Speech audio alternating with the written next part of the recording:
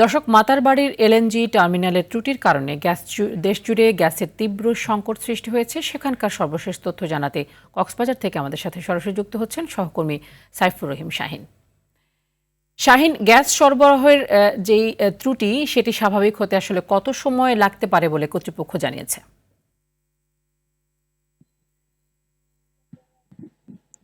হ্যাঁ, তানি আসলে ত্রুটি সরাতে কাজ চলছে, যেটা আমাকে বলেছেন পেট্রো বাংলার উপব্যবস্থাপনা মহাপরিচালক তরিকুল ইসলাম খান। তিনি আমাকে যেমনটি জানিয়েছেন, সারা দেশে যে মাতারবাড়ি এনএসএল টার্মিনালের ত্রুটির কারণে সারা দেশে গ্যাস সরবরাহ যে ত্রুটি হচ্ছে সেটার জন্য তারা আপ্রাণ চেষ্টা করছেন।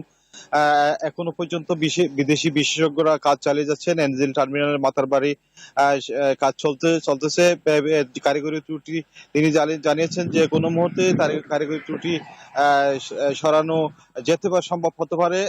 সেটা আজকে হতে পারে অথবা আগামীকাল পর্যন্ত লাগতে পারে, সেটা তিনি আমাকে নিশ্চিত করেছেন।